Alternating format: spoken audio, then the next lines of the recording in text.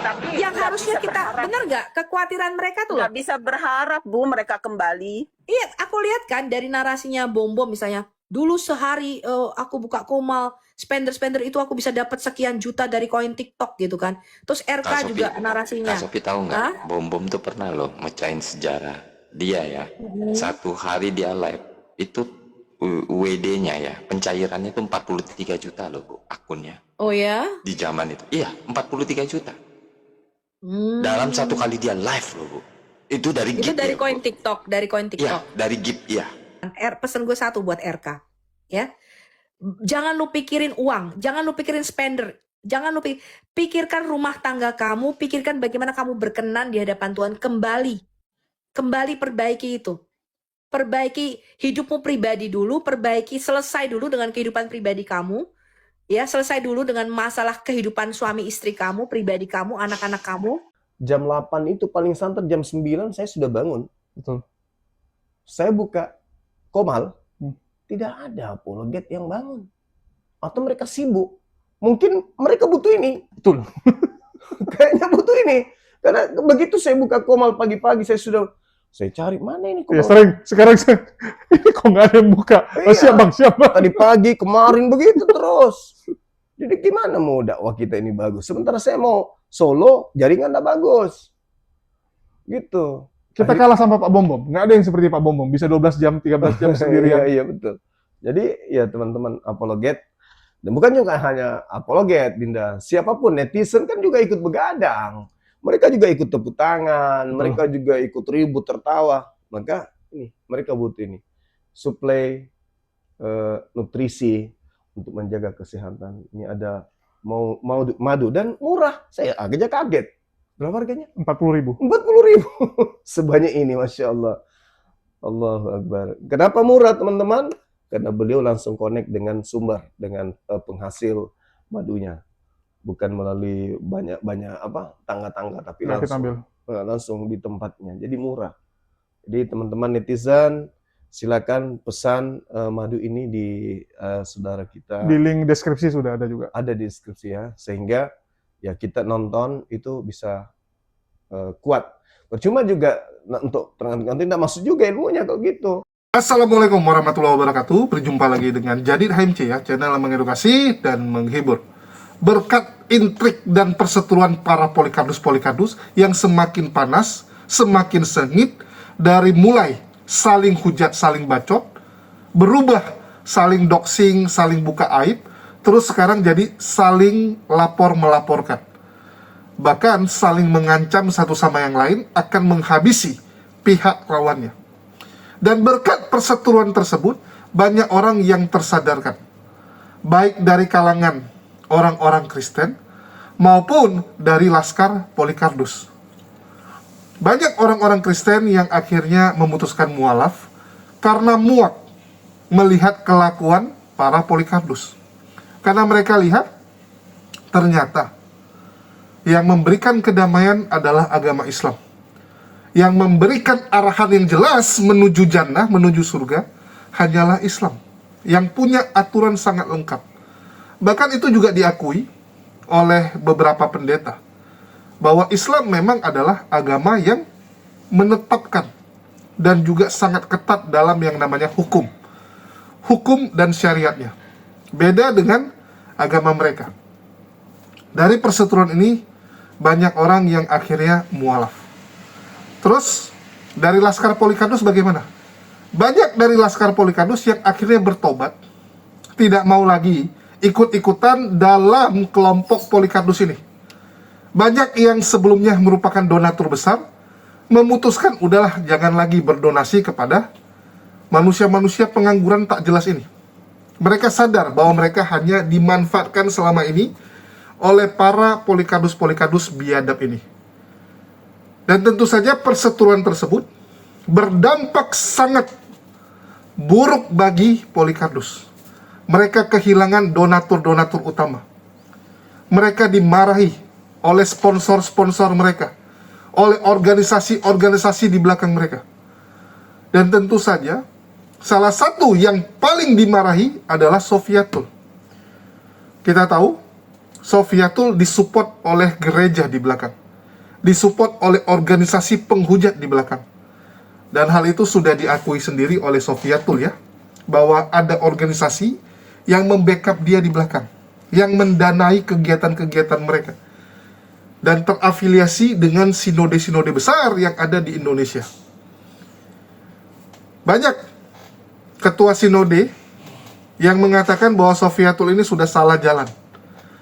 Perseteruan ini membuat dampak jelek, membuat donasi yang sudah mereka berikan bertahun-tahun jadi sia-sia. Capek-capek bangun fitnahan kepada Islam, mengatakan agama Islam kasar, agama Islam teroris, agama Islam tidak ada damai. Tetapi prakteknya malah sesama kalian yang menunjukkan hal-hal tersebut. Semua fitnahannya, ya, fitnahan yang berasal dari Polikardus berbalik ke mereka semua. Yang kasar mereka, yang teroris mereka, yang suka main ancam, suka main lapor mereka. Ya. Agama tukang lapor sekarang ya mereka, cemen. Dikit-dikit lapor. Lapornya bukan masalah agama, tapi karena dirinya disentuh. Kalau karena agama masih mending kan? Kamu membela iman kamu. Ada orang menghina agamamu, kamu tidak terima, itu masih oke. Tapi mereka, ya, kalau disuruh melaporkan yang berbau agama mereka, nggak mau. Tapi kalau pribadi mereka sudah disentuh, rumahnya didatangi, oke, aibnya dibongkar, oh nggak terima. Lapor dia. Contohnya Edis. Nggak terima. Transaksi keuangannya dibuka. Padahal dia juga sangat sering memamerkan uang tersebut. Padahal dia juga pamerkan berapa rekening ya, yang dia miliki, berapa isinya. Jadi memang mereka ini nggak pernah peduli dengan agamanya, nggak pernah teman-teman. Pribadinya, kalian sentuh pribadinya, tantrum mereka. Nggak usah jauh-jauh teman-teman. Kita ambil contoh ya, bagaimana Kores kalau berdebat tuh keras. Tapi kalian tahu nggak, pernah nggak Kores itu dibahas di channel mereka? Nggak pernah. Bahkan Edis nggak pernah mau bahas Kores. Tapi kalau saya, wah habis teman-teman. Saya tuh salah satu target utama. Karena kenapa? Karena saya dianggap sebagai batu sandungan dari misi mereka untuk menipu. Karena fokus saya kan banyak membongkar-bongkar tipuan mereka. Banyak membongkar cara-cara licik yang mereka lakukan. Kebusukan mereka saya bongkar. Itu yang membuat mereka sangat geram dan kesal dengan saya. Kalau saya nggak pernah mau nyerang agamanya, nggak peduli. Kalian mau nyembah batu kayak, mau nyembah patung apa kayak, nggak peduli saya. Mau nyembah botol kecap pun urusan kalian. Dan mereka tidak suka. Sering sekali mereka mengatakan, udah kita debat saja, jangan kamu bongkar periuk saya ya. Jangan kamu bongkar mata pencarian saya gitu. Sofiatul teman-teman, baru-baru ini ditegur oleh bosnya karena dianggap tidak berhasil untuk mendamaikan konflik yang sedang terjadi. Malah Sofiatul ikut-ikutan dalam konflik tersebut dan memperparah ribut-ribut antar Polikardus. Padahal Sofiatul itu diberikan jabatan, diberikan posisi, ditugaskan untuk merekrut sebanyak mungkin penghujat-penghujat Islam. Dia diberikan tanggung jawab untuk merekrut dan mensupport, ya, mensupport siapapun yang bisa menyerang Islam. Ini kenapa malah dia berkonflik dengan sesama Polikardus? Nah, ini yang membuat banyak ya teguran-teguran kepada Sofiatul. Dan kita tahu Sofiatul ini sangat egois, ya. Orangnya juga sangat sombong sehingga tidak mungkin orang seperti ini bisa merangkul. Jadi gini teman-teman, untuk menjadi seorang leader, ya, itu bukan masalah siapa yang paling pintar. Jadi bukan karena kamu paling jago, kamu paling pintar ya, maka kamu bisa jadi leader. Enggak teman-teman. Leader itu yang bagaimana dia paling dewasa, paling bijak, paling bisa mengayomi orang lain. Itu leader. Kalau paling pintar jadi ace biasanya, ya, jadi kartu as. Oke, Sofiatul sekarang mencoba kembali untuk memberikan kesempatan kepada para Polikardus-Polikardus yang lain untuk yuk kita berdamai saja. Dan ini bukan karena Sofiatul pengen damai, tapi karena perintah dari bosnya yang menyuruh, udah setahun ini ribut kalian, sudah cukup. Ribut kalian setahun itu sudah merusak propaganda dan framing-framing yang dibangun bertahun-tahun sebelumnya. Hentikan konflik kalian. Itu perintah dari atasan kepada Sofiatul. Dan Sofiatul coba lagi ya, mengatakan udah yuk kita berdamai lagi yuk. Tapi ajakan dia berdamai dapat dirasakan bahwa itu bukan dari hatinya. Masih ada keangkuhan yang sangat besar dari Sofiatul. Jadi dia ingin ajak orang damai tapi sambil nginjak orang. Ya, sambil nginjak orang, udah kita damai aja ya. Tapi sambil menghina dan merendahkan orang lain. Bagaimana mungkin orang mau? Lebih baik mati kan gitu. Bagi Pak Bom Bom, Agatha lebih baik mati daripada damai dengan cara seperti itu. Dengan cara kamu hina, kamu lecehkan seperti itu. Nah, ini menarik. Ya, kita akan dengarkan. Dan saya harap teman-teman bisa menganalisa ini juga ya. Bagaimana Sofiatul itu punya karakter yang sangat angkuh. Dan itu tercermin dari cara bicaranya. Narasi-narasi yang dia bangun. Oke, sambil kita nonton, jangan lupa teman-teman ditemani Maudi Madu ya. Madu asli yang baik untuk tubuh kalian. Kita juga jualan kopi. Dan saya rasa teman-teman sudah pada tahu ya, bahwa kita jualan kopi, gula aren, dan madu. Madu kita banyak varian, tapi saya sarankan coba tes madu hutan Aceh, yang merupakan varian paling saya sukai. Bahkan saya berani memberikan garansi bahwa ini sangat enak. Nggak enak silakan pukul saya, kalau nggak bisa pukul saya, pukul Kores. Kalau aku sih kangennya, aku rindunya begini ya. Kalau bisa yuk kita bersatu lagi ya. Kalau bisa yuk kita kalau yang salah sama-sama salah ya udah kita salah, kita bertobat. Kita nggak lakukan itu, kan gitu ya. Harusnya sih begitu ya. Jujur Ibu masih berharap mereka naik lagi, Bu. Yang sudah pada terbongkar ini motivasi di belakang. Ya, saya pikirnya begini loh. Kita kan memberikan kesempatan untuk berubah ya, untuk bisa bertobat ya. Gitu loh. Karena mereka ini sebenarnya kan aku melihat potensi lah ya. Di balik semua kekurangan-kekurangan ataupun apalah, kita juga punya kekurangan ya kan. Kita juga punya kesalahan. Aku hanya melihat begini, yuk Pak Bom Bom bertobat yuk. Balik yuk ke motivasi yang benar. Ya. Ayo kita bisa bareng-bareng lagi menginjili, kita bisa bareng-bareng lagi mendobrak RT 6 ya. Yang berlalu oke lah salah, tapi akuilah itu gitu loh. Kalau memang salah, oke, salah saya berubah, ya kan? Kalaupun ada misalnya perbedaan tafsiran Alkitab itu nggak baru-baru ini kok, dari dulu di waktu aku di Zoom pun zaman dulu juga kita udah sering kok berdebat tentang perbedaan penafsiran Alkitab, dan itu wajar-wajar dan biasa saja, dan justru harusnya membuat kita belajar. Itu menurut aku loh. Betul nggak? Nggak usah ada perbedaan penafsiran lalu udah gue doxing lu, gue ini. Ngapain gitu loh. Ya berbeda, oke, belajar misalnya ya kan. Tentang ini, satu tentang Masoretic text, yang satu tentang ini. Atau misalnya nih sekarang Trinitas tentang apa. Ya nggak apa-apa, kita diskusikan aja. Bener nggak PG? Ya diskusi aja yang sehat gitu loh. Bu, motivasi mereka berbeda, Bu. Walaupun mereka punya potensi, kalau motivasinya seperti itu ya Tuhan pun. Ya betul. Makanya aku bilang, Bu Humairo, ayo kita kembali yuk kepada zaman dulu, kita awal-awal mula-mula melayani. Ya. Sebelum kita itu punya nama, orang nggak tahu siapa lu. Kita belum tenar waktu itu. Belum ada berkat-berkat duit apapun, belum ada koin-koin. Kita kembali yuk ke hati nurani yang murni melayani Tuhan. Ini Ya, netizen pun udah skeptik, Bu. Udah skeptis melihat carut-marutnya apologet sekarang ini. Mereka Iya, kan? sampaikan firman dan tidak dihidupi. Betul, karena mereka pikirannya tuh cuman gue kehilangan spender. Jadi yang aku pikirin tuh, kok Bom-Bom kok bisa mikirnya gue udah kehilangan spender, RK mikirnya gue kehilangan spender, nama baik gue. Ngapain mikirin nama baik dan spender gitu loh. Kita nggak hidup dari spender. Nah gue bingung, kalian kok bisa hidup dari spender, dari koin TikTok itu gue bingung. Gak usah pikirin. Yang kalian pikir, Ya, tapi yang nggak harusnya bisa kita, berharap. bener nggak kekhawatiran mereka tuh loh. Nggak bisa berharap, Bu, mereka kembali.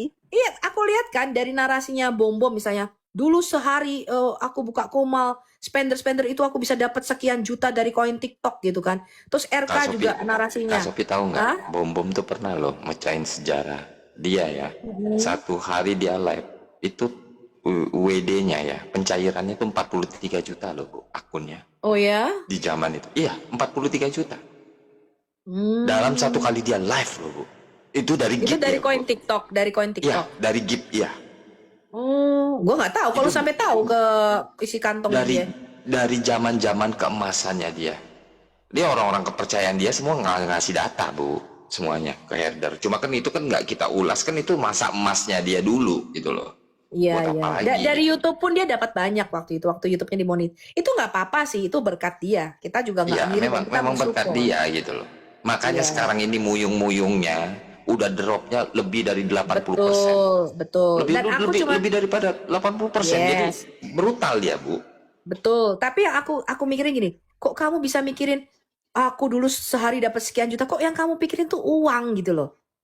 Kamu harus pikirkan, apakah aku melayani berkenan gak di hadapan Tuhan? Suatu saat nanti aku mati, suatu saat nanti aku harus menghadap Tuhan Yesus. Aku juga jangan sampai seperti Rasul Paulus, aku memberitakan Injil tapi aku sendiri ditolak. Kan gitu. Aku sendiri mengintrospeksi diriku, oh ya Tuhan, aku lakukan hal yang salah ya. Aku gak berkenan nih cara pelayananku, brutal misalnya kayak gitu. Gue dulu ngomongnya keras, kasar gitu kan. Di situ juga mengkoreksi aku, jangan Bu Sophie kayak gitu-gitu. Oke, aku salah. Aku berusaha memperbaiki itu. Kenapa? Yang pikirin tuh jangan koin TikTok dulu sehari dapat berapa. Ya ampun teman-teman, kerja. Kalian punya kaki, punya tangan. Ya, yang kalian pikirin tuh jangan nama baik. Pertanyaannya nyampe nggak bom mikirnya ke sana, Bu? Iya, maksud aku kayak RK Karena misalnya. sudah Ya kan? terlena. Iya. Betul. Si RK Aku aja nggak pernah ku sindir-sindir. Sekarang kayaknya buat nyari 6 juta 7 juta cicilan Pajero aja udah berat ya dari ngandelin TikTok ya, Bro. Berat kata si RK, ngaku sendiri dia di WA. Berat. Iya, aku maunya ya RK itu kan seorang yang secara apologetika ya, dia berpotensi, makanya aku sangat mensupport dia. Bahkan sampai herder pun mendoxing dia apapun, aku waktu itu bilang jangan gitu kan. Karena RK ini adalah salah satu apologet yang kita support, dia bagus. Tapi sekarang ketika dengan kasusnya dia seperti ini, gue berharap begini cuman, pesan gue satu buat RK. Ya, jangan lu pikirin uang, jangan lu pikirin spender, jangan lu pikirkan rumah tangga kamu, pikirkan bagaimana kamu berkenan di hadapan Tuhan. Kembali perbaiki itu. Perbaiki hidupmu pribadi dulu, selesai dulu dengan kehidupan pribadi kamu. Ya, selesai dulu dengan masalah kehidupan suami istri kamu, pribadi kamu, anak-anak kamu. Ya, baru kamu bisa melayani berapologetika di dunia medsos. Orang Kristen pasti akan dukung kamu. Percaya sama aku. Asal kamu bertobat, kamu berubah, ya, perbaiki rumah tangga kamu harmonis, orang akan melihat itu dan orang akan support kamu dengan lebih baik. Kamu akan naik lebih tinggi, jauh lebih tinggi, ya. Jadi sekarang kejatuhan kita itu ataupun kenaikan kita itu nggak ditentukan dari manusia. Kalau suatu saat kamu mati, misalnya kita nggak tahu, ya kan? 2 bulan lagi lu menghadap Tuhan. Gue bukan nyumpain ya, gue cuman berpikir gitu loh. Atau suatu saat nanti kita, kan dikatakan pekerjaan masing-masing orang akan diuji kelak. Ya, apakah terbuat dari batu, emas, perak? Suatu saat kelak motivasi kita di hadapan Tuhan akan dibuka. Apa lu nggak takut sama Tuhan? Kenapa lu lebih takut sama spender? Spender itu bukan siapa-siapa, bahkan gue aja nggak kenal itu nama-nama spender. Spender itu nggak bisa ngatur kita dan kita nggak hidup dari spender. Ya, takut tuh sama Tuhan, jangan sama spender gitu loh. Gue bingung sama kalian. Takut sama donatur, gue bingung. Gue sama Edis nggak pernah takut sama donatur. Nggak ada donatur kita masih bisa hidup gitu loh teman-teman. Betul. Ya, takut sama Tuhan Yesus gitu loh. Ya, lu ditinggalin netizen gak perlu takut. Penonton gua drop, kenapa lu pikirin? Gue dari dulu berapa gue gak pernah mikir. Aku selalu bilang, kalaupun yang nonton gue cuma 5 orang, you don't enjoy my teaching, I enjoy it myself. Aku menikmati kok preachingku sendiri. Bahkan aku puter berkali-kali. Aku punya preaching, aku puter sendiri tuh YouTubeku. Sampai kadang-kadang aku mikir, kok bisa ya gue ngomong gitu. Karena kadang-kadang itu gak terpikirkan dan gue enjoy dengan my own preaching. Gue gak masalah lu mau yang dengerin 10 orang. Ngapain lu mikirin?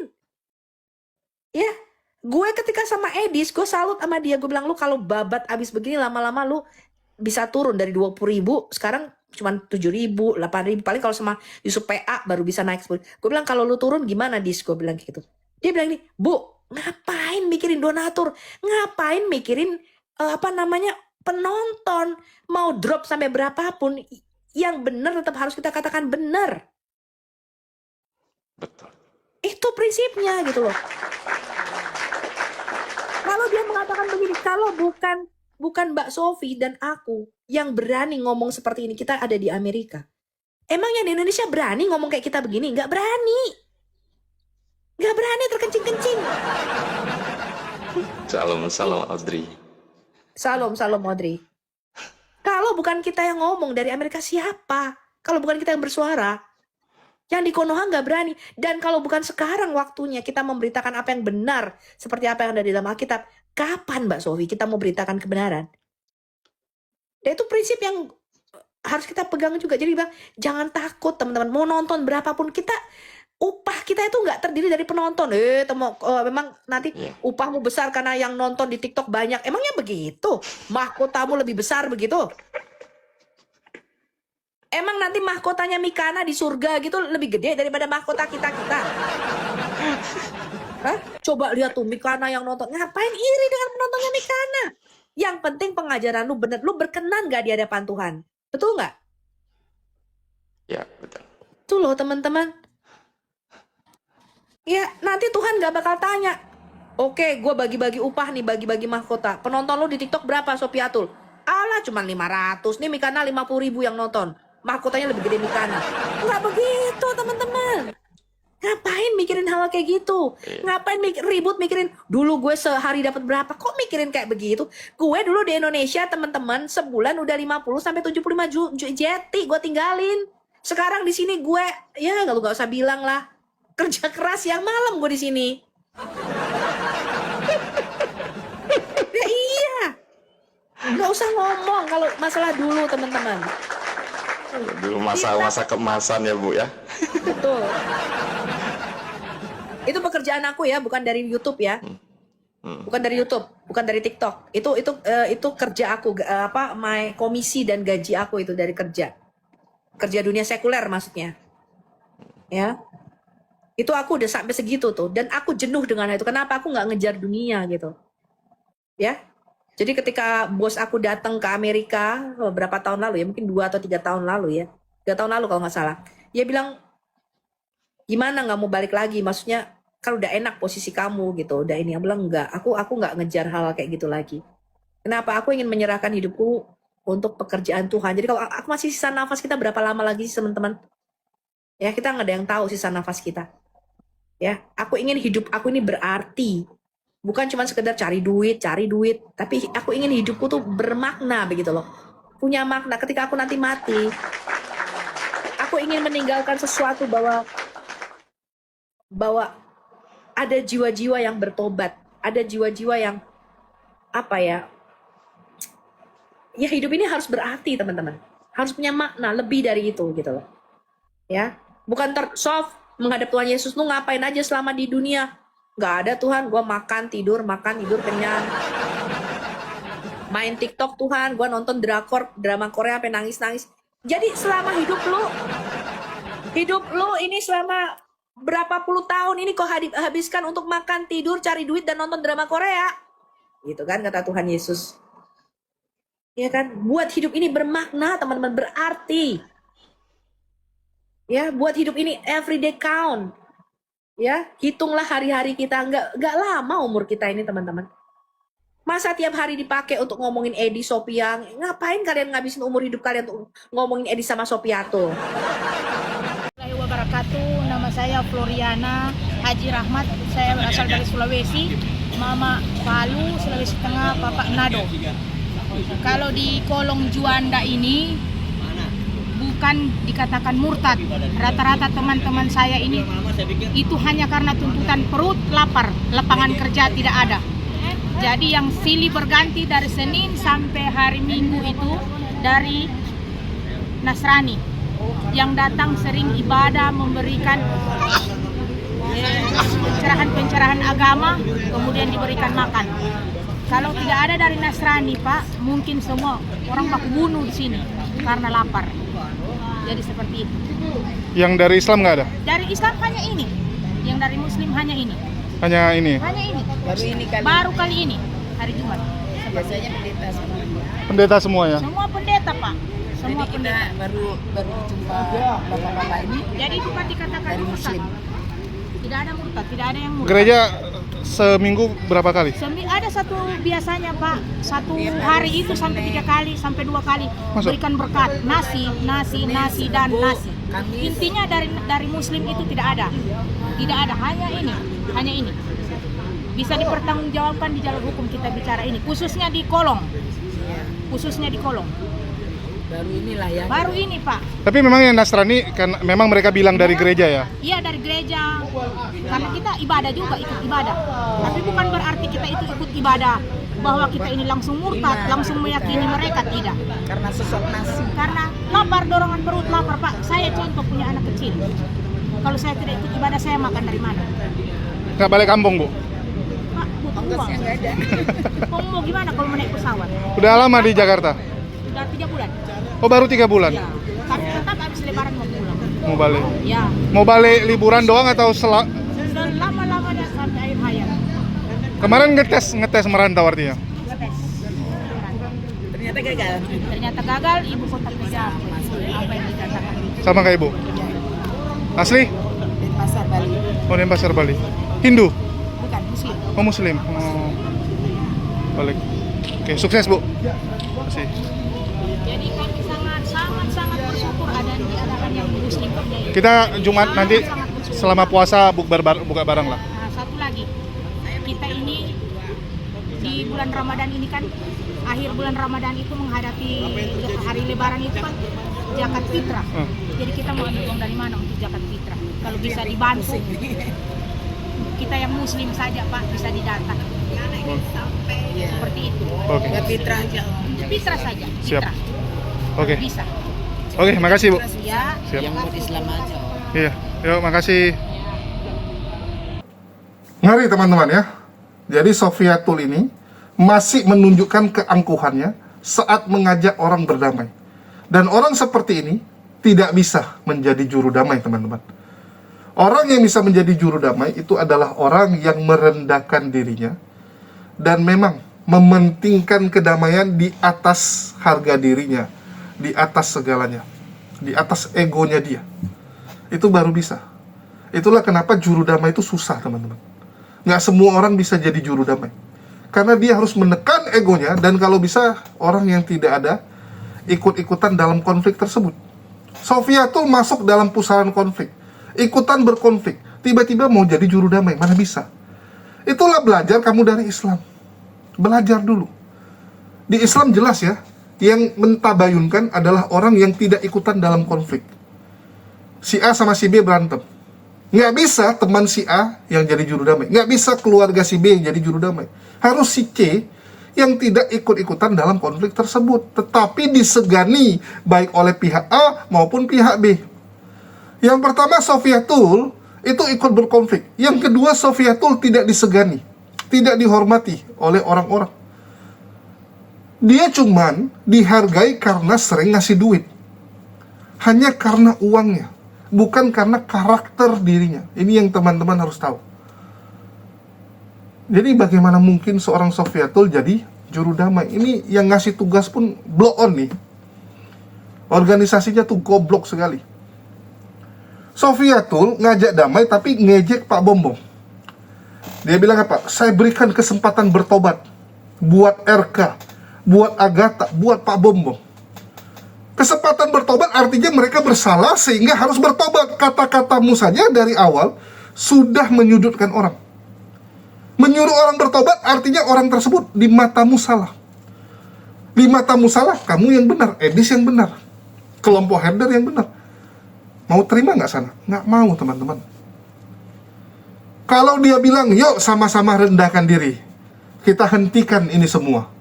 Edis salah, yang sana juga salah, semua salah karena ikut dalam keributan ini. Mungkin orang, oh iya, masih terima lah gitu kan. Ini nggak, Edisnya nggak disalahkan, herdernya nggak disalahkan. Yang disalahkan pihak sebelah saja. Udah nyalakan mereka, nyindir lagi, diungkit lagi bahwa Pak Bom Bom dan RK otaknya itu hanya uang. Pak Bom Bom ngungkit dulu bisa dapat 43 juta.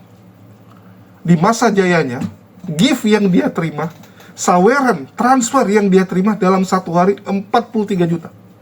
Bayangkan teman-teman. Puncak 43, normal mungkin 10. Sebulan 300-400 juta dia dapat. Itulah kenapa perutnya makin besar saat itu. Kalau sekarang mungkin udah agak mengecil. 43 juta. Ya, bayangkan teman-teman. Dan itu memang benar. Singa, ya, itu bisa sampai 6 juta dulu. Dia bisa dapat beberapa singa sekaligus. Paus dan sebagainya. Ya. Saya kadang-kadang terkejut teman-teman. Saya, WD, Withdraw, ya, kumpulin sebulan saja, paling besar itu pernah 1.600.000. Itu saat saya sering jadi berhala di tempat Bang Zuma gitu, numpang naruh akun aja. Dapat 200, 300 kali naruh akun gitu kan. Tapi saya pikir, enggak lah, nggak usah lagi. Ya, bikin malu gitu. Kalau mereka kan otaknya tuh cuma nyari saweran aja gitu. Dan memang TikTok ini membuat banyak orang terlena.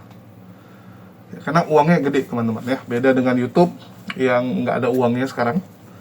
Bahkan pendapatan kayak buat konten ini sebulan teman-teman, itu untuk bayar listrik aja nggak cukup kadang.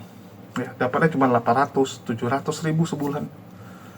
Kalau saya sih, ya yang penting bisa iklan madu nggak apa-apa lah. Ya, karena saya anggap sebagai tempat iklan jualan saya. Oke, begitu juga dengan TikTok. Saya sering masuk sekarang di beberapa komal, ya untuk jualan lah, untuk promosi jualan. Pak Bom Bom itu dulu sangat besar. Dan sekarang sudah drop sampai 80%. Hanya tersisa mungkin ya 4 juta, 3 juta lah gitu. Sawerannya sehari. Dan bagi Pak Bom Bom itu nggak cukup teman-teman. Bagi mereka yang udah rakus ya. Udah rakus itu nggak cukup. Karena gaya hidupnya sudah di atas. Mereka sudah terlalu sombong. Dan mereka nggak bisa turun lagi ke bawah. Saking sombongnya, angkuhnya. Oke? Sofiatul mengungkit bahwa Pak Bom Bom ini selalu membahas tentang pendapatan. Bukan ngomong firman Tuhan. Yang dia ungkit selalu dulu dapat uang sekian, sekarang bayar listrik susah dan sebagainya. Begitu juga dengan RK. Ya, RK itu kan sibuk pikirin spendernya, donaturnya. Sibuk pikir, wah nanti gak ada yang nonton. Ya, mikir selalu pingin banyak penonton. Menurut Sofiatul jangan gitu dong. Harus seperti Sofiatul, yang nonton sedikit juga nggak apa-apa. Yang penting benar di mata dia. Bukan benar sesungguhnya ya, tapi benar di mata Sofiatul. Menurut dia pengajaran dia benar, dia akan gas terus. Walaupun yang nonton tidak ada. Sekali lagi teman-teman. Ya. Saya dari dulu paling tidak takut ditinggal penonton. Kalian boleh cek. Saya nggak pernah peduli teman-teman. Saya nggak pernah peduli. Ya. Kalau Sofiatul itu dari dulu menjilat kepada orang yang disukai penonton. Jadi nggak cocok kamu ngomong gini. Kamu tuh dari dulu penjilat juga gitu. Bayangkan dulu Edis itu nggak ada apa-apanya. Tiba-tiba bisa dijilat sama Sofiatul hanya karena Edis sekarang di atas. Bikin malu teman-teman. Ya, bikin malu. Kalau saya sih bilangnya Sofiatul ini apa ya, nggak ada stylenya sebagai pemimpin memang. Lebih cocok jadi ya penjilat memang. Sama kayak Yuli, kayak Damarbun gitu. 11-12 lah semua ya. Perempuan-perempuan murid-murid yang dikasih di sini kan mirip-mirip memang. Kalau bicara penonton ya iya, ngapain kita harus termakan dengan omongan penonton. Oke? Tetapi kalau nasihat, terutama nasihat-nasihat yang bagus ya kita dengarkan. Ya, nasihatnya juga kita kan lihat-lihat juga gitu, sesuai nggak? Oke? Dan memang sekali lagi teman-teman ya, kita ini di dunia jihad ini, ya jihad melawan para polikardus ini, sebab apa sih yang dikejar gitu? Popularitas atau ya rahmat dari Allah? Kalau saya sih sekarang simple aja teman-teman. Ya saya sudah tulis juga bahwa menurut saya tuh jihad saya sekarang 3. Yang pertama, jihad melawan para polikardus ya. Jihad pertama saya melawan para polikardus yang suka menghujat, yang suka menghina, ya kita tunjukkan bahwa semua fitnahan mereka berbalik ke mereka. Kita lawan yang fitnah-fitnah Islam, yang suka memelintir gitu kan. Kita tunjukkan siapa mereka. Itu jihad saya di medsos ini. Oke? Artinya saya sudah melakukan apa yang bisa saya lakukan dengan bakat dan semua amanah yang Allah berikan. Terus yang kedua, jihad saya tentu saja mencari nafkah untuk keluarga. Saya sudah melakukan baik itu usaha, ya, ada usaha keluarga, saya bikin laporannya. Terus saya juga ada jualan, ya, seperti jualan madu, kopi, ya. Dari jualan ini saya kumpulkan keuntungannya untuk menafkahi keluarga saya, untuk menghidupi keluarga saya. Jadi jihad yang kedua adalah jihad untuk keluarga, ya. Jihad pertama untuk agama, jihad kedua untuk keluarga dan diri kita, baru jihad yang ketiga adalah untuk sesama manusia. Itulah kenapa saya aktifkan lagi Jumat Berkah, ya, karena menurut saya sudah cukup stabil untuk saat ini, ya. Kemarin sempat goyang-goyang karena baru pindah, baru ngurusin semua lagi gitu kan. Nah, sekarang udah agak stabil, ada waktu, ya sudah.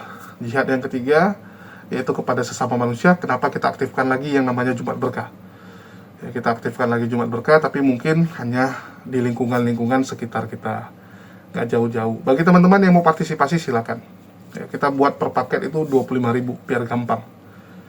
Ya, jadi dalam paket itu sudah ada makanan dan minuman, dan itu kita bagikan untuk orang-orang yang membutuhkan, terutama waktu saya ngantar paket, ya, karena setiap hari saya ngantar paket, jadi lewat-lewat jalan. Ada tukang parkir, ada satpam, ada orang-orang di jalan yang bisa kita bagikan. Dan bagi teman-teman, kalau yang mau bagi sendiri di dekat rumahnya juga silakan, nggak harus ikut dalam program kita. Ya, bagi teman-teman yang punya kelebihan di duit tapi nggak ada waktu untuk membagikan, ya bisa join di sini. Tapi kalau ada waktu untuk bagikan, ya kalian buat sendirilah. Kalian buat sendiri, kalian bagikan sendiri, bisa lewat kalian beli di rumah makan terdekat rumah kalian, terus kalian bagikan dan rasakan kenikmatan membantu orang. Ya, rasakan nikmat itu, teman-teman. Nah, kalau saya sekarang kurangi keluar-keluar, fokus kepada keluarga, fokus kepada lingkungan sekitar saja. Oke?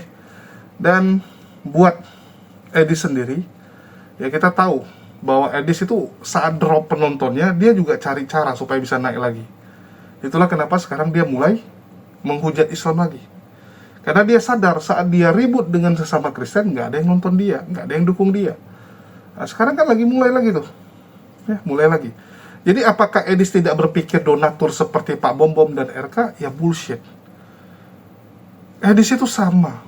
Jadi jangan Sofiatul sok-sok belain dengan bilang, oh Edis nggak peduli orang mau nonton nggak. Itu kan cuma lip service. Lip service-nya doang. Tapi faktanya, Edis itu sangat marah saat donaturnya disentuh. Saat orang tidak lagi mau menyumbang kepada dia, ngamuk dia. Apa bentuk ngamuk dia? Dia tuduh RK dan yang lain-lain mencuri donatur dia. Saat dia bilang Katolik sudah tidak lagi nyumbang sama dia gara-gara hasutan dari RK. Artinya dia marah kan? Dia marah karena orang Katolik nggak mau lagi nyumbang sama dia. Karena itulah dia serang, dia hujat Katolik. Sebagai bentuk marahnya dia, tidak didonasi, dia hujat dan hina agama Katolik. Betul atau bukan? Coba saya tanya kalian, betul atau enggak yang saya sampaikan? Bahwa Edis menghujat Katolik karena semua donatur Katolik menarik diri tiba-tiba setelah diprovokasi oleh RK. Sebagai bentuk kekecewaannya, dia hujat. Artinya ini orang sangat mementingkan donasi. Coba masih didonasi, nggak akan dia hujat. Nggak akan dia serang. Ya bullshit, dia bilang, oh itu pemahaman saya, tetap saya akan sampaikan. Enggak, teman-teman. Kalau masih idealis, Muri Wali. Saya akui, kalau idealis, Muri Wali masih idealis. Salah pun tetap dia gas, yang penting pemikiran dia. Ya, nggak begitu menjilat dia. Kalau Edis masih penjilat. Penjilat kok. Oke? Sofiatul mengatakan, dulu di Indonesia gaji dia 50 juta, nyaman, dia tinggalkan. 50 juta dia tinggalkan. Saya sampai, wow, 50 juta besar ya? Ya saya baru tahu. Karena setahu saya, dia selalu mengklaim dia direktur. Gaji direktur itu ratusan, teman-teman. Level direktur di perusahaan besar itu seratusan juta, kecuali di perusahaan kecil. Kecilnya sangat kecil malah ya. Kalau menengah, ya udah 80, 70-an ke atas ya. 50 itu kelas-kelas perusahaan keluarga kecil-kecil. Toko mungkin ya. Toko ya boleh lah gitu kan. Apa sih Sofiatul? Oke, kamu di Amerika dapat gaji lebih besar ya. Tentu saja kamu pilih di Amerika. Di Amerika gaji dia bukannya dia bilang sudah 70-80 ya. 2 shift kan kerjanya, 2 shift. Karena kalau 50 juta di Amerika, nggak makan dia, teman-teman. Nggak akan bisa hidup dia, 50 juta di Amerika. Apalagi di wilayah California. Pas-pasan itu hidupnya, pas-pasan. Nggak akan bisa dia untuk nyumbang-nyumbang. Artinya memang dia nggak menyumbang. Sesimpel itu kok. Karena dia merasa 50 juta itu besar kan. Jadi bisa jadi pendapatan dia di California sekarang itu di bawah 50 juta. Kalau di bawah 50 juta di California itu orang yang, ya kalau bisa dibilang hidup di bawah garis normal, ya, kategorinya udah miskin. Kategori udah miskin. Padahal dia selama ini ngeklaim dia orang kaya di California. Tapi ternyata, ya dia bilang 50 juta itu sangat besar. Dia tinggalkan di Indonesia. Kontradiksi. Oke, mungkin itu aja yang mau saya sampaikan. Jangan lupa teman-teman ya, yang mau beli silakan.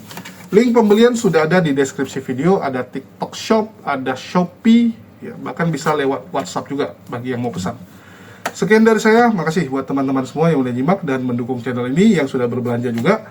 Dan bagi teman-teman yang mau partisipasi Jumat Berkah juga bisa disalurkan melalui nomor rekening yang tertera di bawah dan konfirmasi melalui WhatsApp yang tertera. Sekian dari saya, makasih buat semuanya. Di akhir kata saya ucapkan wassalamualaikum warahmatullahi wabarakatuh. Sampai jumpa di konten-konten kita berikutnya.